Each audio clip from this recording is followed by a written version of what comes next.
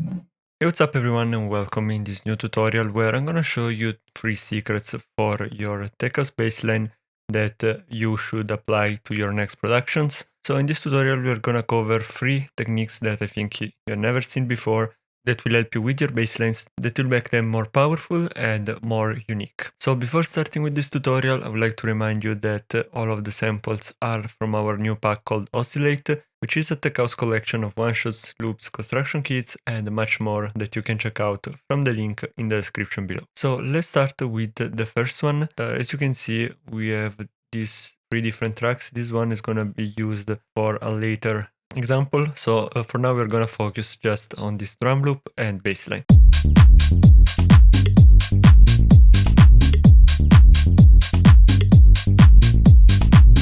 Okay, so really basic, just a drum loop with kick, clap, openet, and some percussion, and then the bassline. We are using an audio bassline because it's just quicker than creating a MIDI and then rendering it to audio, but you're gonna need to have the audio file of the bassline you're working with. So to do that, we're gonna duplicate the track, and on this new track, we're gonna set the warping to complex, and we're gonna pitch up the bassline by 12 semitones.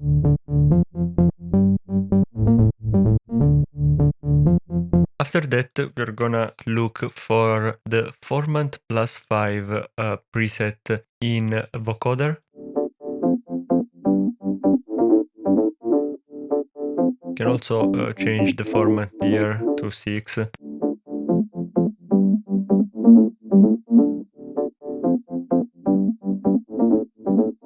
Something like this would work. And what we have to do is render to audio this new bassline that we have. So we can remove the kickstart here. We're gonna add it later on, and we're gonna do freeze and flatten track.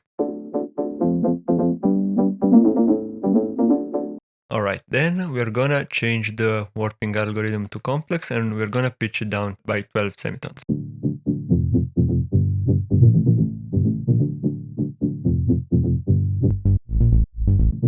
As you can hear now, we have a mid layer that we can easily use together with our main bassline to add some mid-low frequencies. So we're gonna do a low cut to remove the very lows.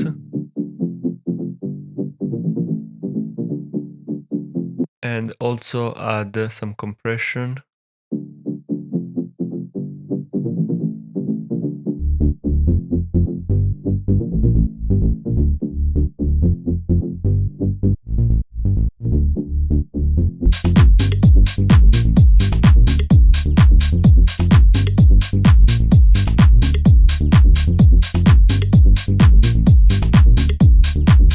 So as you can hear, this is a very convenient and easy way to add the top layer to your bassline, because you're basically using the same preset and everything else, and you're just creating some new frequencies because of the Formant preset of the vocoder in the mid-low range. So you're not messing with the preset or the midis or anything like that. You're just adding some new frequencies. So as you can see, if we layer it together with the main bassline, it sounds like this.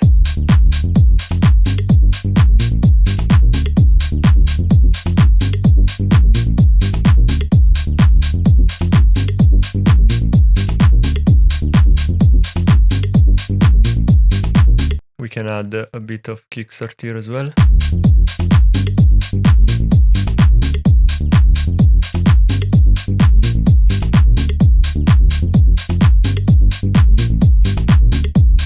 This one will help you a lot to make sure that your mix is compatible even with the small sound system like speakers on a phone or when you're listening to the track on earphones. So this is the first bassline trick in this video. For the second one, we are going to use a MIDI track, and I'm going to show you a trick inside of Serum. So I think you can do that basically with any synthesizer that you want, but Serum I think is the most used one, and it's easier to do this quick trick. So let's solo the bassline. We're gonna create a very simple preset. So we're gonna use saw wave and sine wave.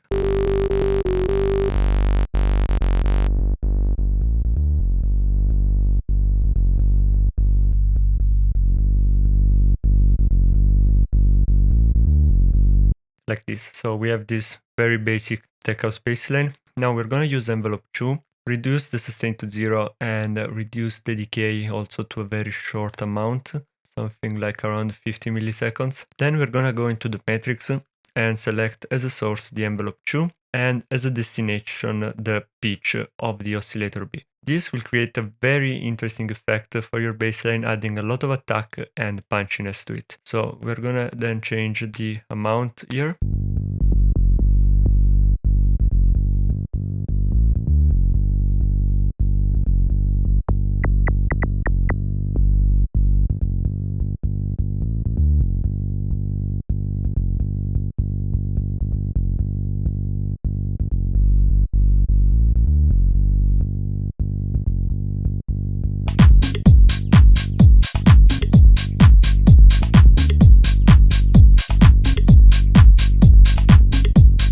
Now, I think we can change if we use square wave, it might sound a bit better.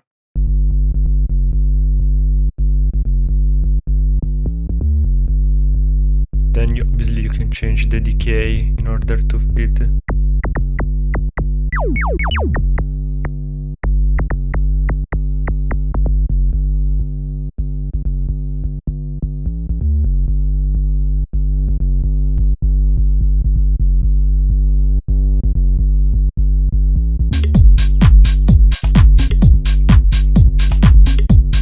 Let's add a kickstart as well, so that we have a bit of sidechain.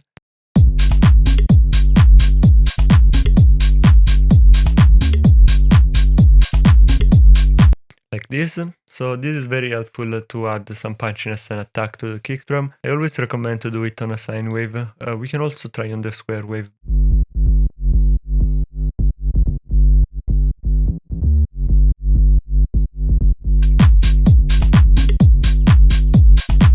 In general, these are the two that works better with this trick, but obviously you can experiment with any other waveform that you like.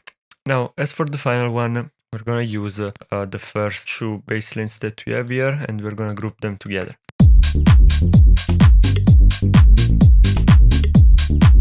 So we're gonna put an EQ, we're gonna go with the standard EQ8, and we're gonna add an LFO, which is inside of the modulators. Alright, so we want to set a bell curve at around 300 Hz.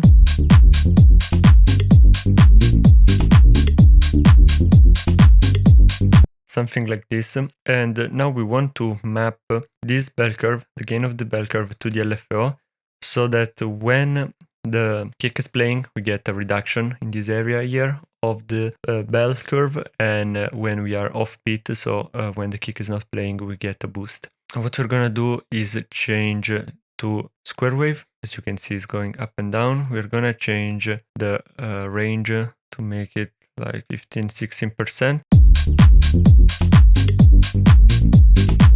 So in order to set it so that the volume is reduced on the kick and enhanced on the offbeat, we have to set the rate to 1/8.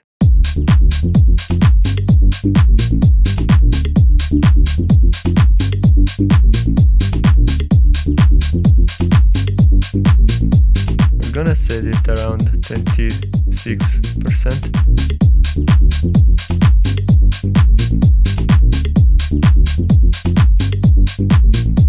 As you can hear, when we do a before and after, we get much more movement in the bassline and much more present when the kick is not playing.